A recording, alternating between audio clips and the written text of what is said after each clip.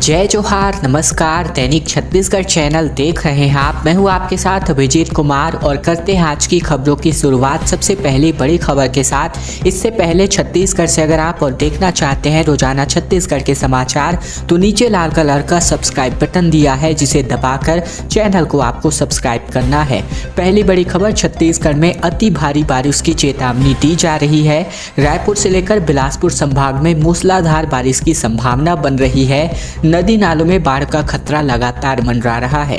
छत्तीसगढ़ में मानसूनी वर्षा पर जोर अब भी जारी है। सरगुजा को छोड़कर अधिकांश जिलों में रुक रुक कर बरसात हो रही है। सबसे तेज बरसात बिलासपुर संभाग के जिलों में हो रही है। इस बीच मौसम विभाग ने रायपुर और बिलासपुर संभाग के जिलों में अति भारी वर्षा और वज्रपात होने की चेतावनी जारी की है। इसकी वजह से नदी नालों में बाढ़ जैसी संभावना भी बन रही है। रायपुर मौसम विज्ञान केंद्र के मुताबिक बात करें तो अगले 24 घंटे में बिलासपुर संभाग और उससे लगे जिलों में एक दो स्थानों पर अति भारी वर्षा और वज्रपात होने की संभावना है। इसके लिए मौसम विभाग ने ऑरेंज अलर्ट भी जारी कर दिया है। इसके अलावा अगले 48 घंटों में रायगढ़, जांजगीर चांपा से लेकर बलौदाबाजार, महासमुंद जिलों के लिए रेड अलर्ट जारी हुआ है।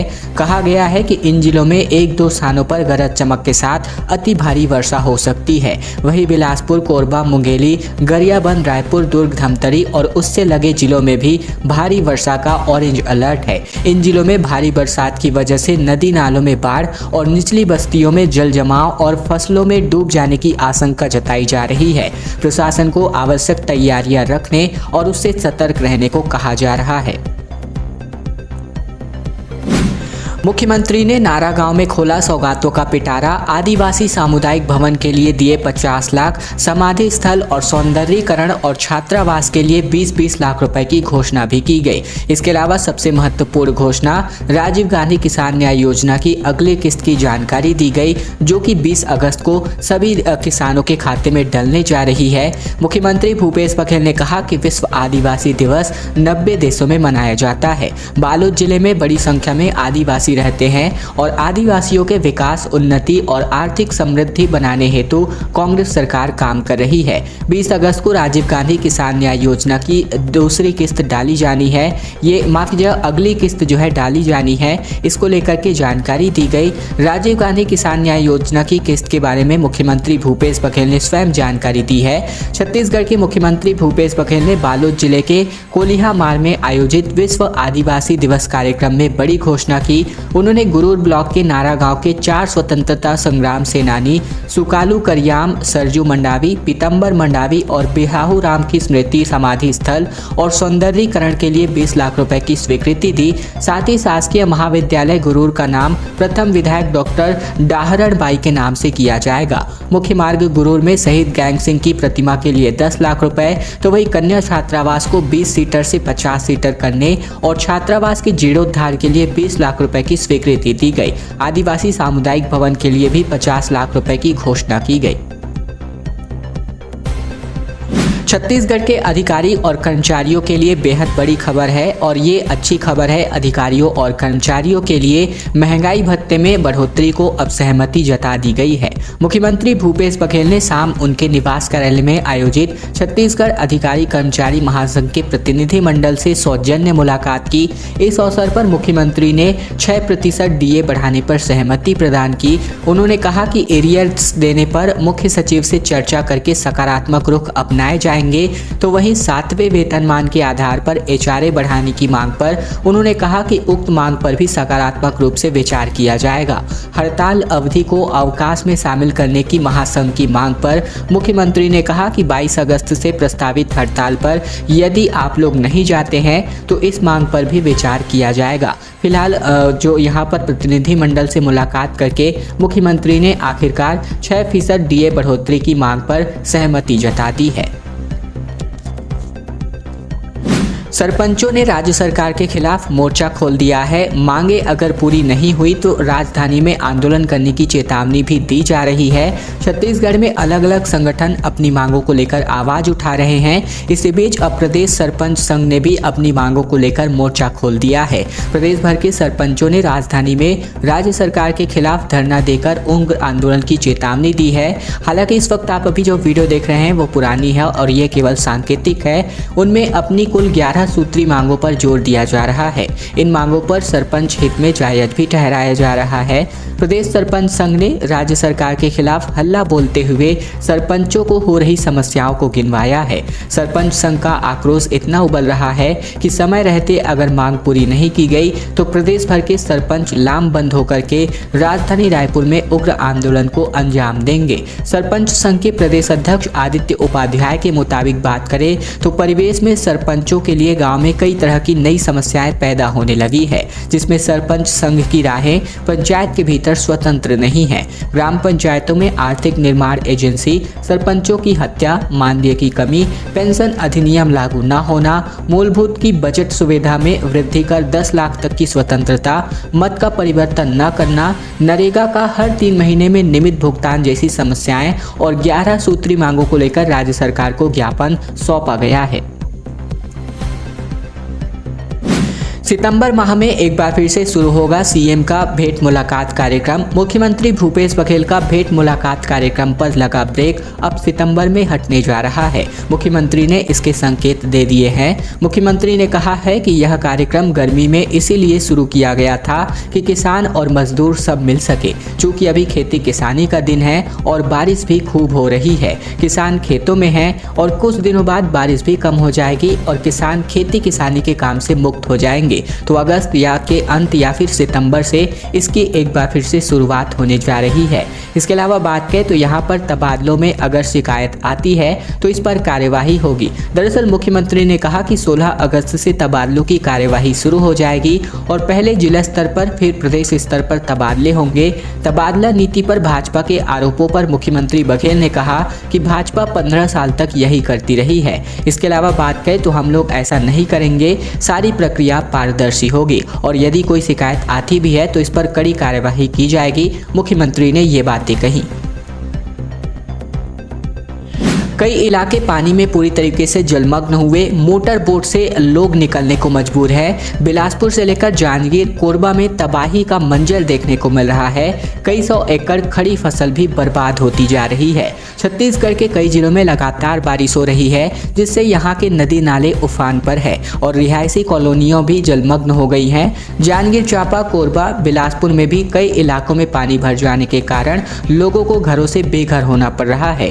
जांजगीर जिले में कुछ इलाकों में मोटर बोट लेकर के लोगों को निकाला गया है। बिलासपुर और कोरबा की बड़ी रिहायशी बस्तियों में पानी घुस गया है, तो इन सभी जिलों के सैकड़ों एकड़ में लगी फसल पानी भरने के कारण बर्बाद हो गई है। राजधानी रायपुर में भी पिछले कई दिनों से बारिश हो रही है, जिसके कारण जनजीवन अस्त व्यस्त हो गया है। खासतौर पर स्कूली बच्चों और कामकाजी लोगों को परेशानियों का सामना करना पड़ रहा है। लगातार भारी बारिश ने छत्तीसगढ़ के बड़े हिस्से खासकर बस्तर, रायपुर और दुर्ग संभाग में हालात बिगाड़ दिए हैं। इंद्रावती और सबरी के अलावा महानदी और शिवनाथ नदी भी उफन रही है। इस वजह से अधिकांश ग्रामीण रास्ते बंद हो चुके हैं। जांजगीर चांपा में भी भारी बारिश है और उफान पर लीलागढ़ नदी आ चुकी है। जांजगीर चांपा का बिलासपुर से संपर्क पूरी तरीके से कट चुका है और मोटर बोट के जरिए जलमग्न इलाकों से लोग निकलते नजर आ रहे हैं। इसके अलावा कोरबा में भी देर रात झमाझम बारिश हो गई, जिसकी वजह से रिहायशी इलाकों में पानी घुस गया। इसके अलावा बाढ़ नियंत्रण कक्ष केवल दिखाने का यहाँ पर नगर निगम दिखा रहा है। मुख्यमंत्री भूपेश बघेल रायपुर के ऐतिहासिक तालाबों के लिए सीवरेज ट्रीटमेंट प्लांट का भूमि पूजन करेंगे। मरीजों के परिजनों के लिए आश्रय भवन समेत अन्य कार्यों का लोकार्पण आज मुख्यमंत्री बघेल करने जा रहे हैं। मुख्यमंत्री भूपेश बघेल 14 अगस्त को रायपुर के ऐतिहासिक नरैया तालाब, महाराज बंध तालाब और खोखो तालाब में आने वाले गंदे पानी के ट्रीटमेंट के लिए सीवेज ट्रीटमेंट प्लांट का यानी कि STP का भूमि पूजन करेंगे। इसके अलावा भूपेश बघेल DKS अस्पताल में इलाज के लिए आने वाले मरीजों के जो परिजन हैं इनके ठहरने के लिए दान स्वरूप लगभग 45,50,000 रुपए की लागत से बनाए गए आश्रम भवन दाईकोरा का लोकार्पण करेंगे। भरतलाल वर्मा एवं गंगोत्री वर्मा ने अपने दिवंगत पुत्र पुत्रियों की स्मृति में इस भवन का निर्माण करवाया है।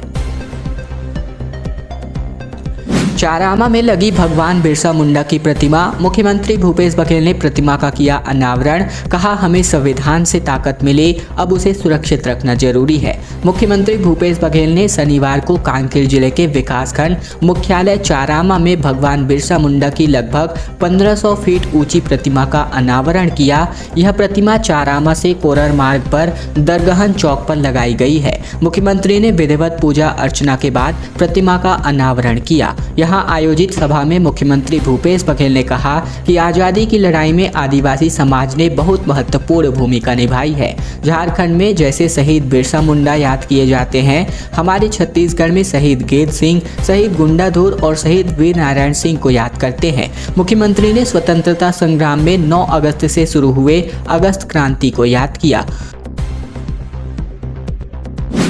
हरसर परेड में डीजीपी को सलामी दी गई। रायपुर पुलिस ग्राउंड के कार्यक्रम में मुख्यमंत्री होंगे शामिल। चप्पे चप्पे पर फोर्स तैनात हो चुके हैं और गौठानों को यहां पर अवार्ड मिलने जा रहा है। रायपुर के पुलिस परेड ग्राउंड में बीते दिन फुल ड्रेस रिहर्सल की गई।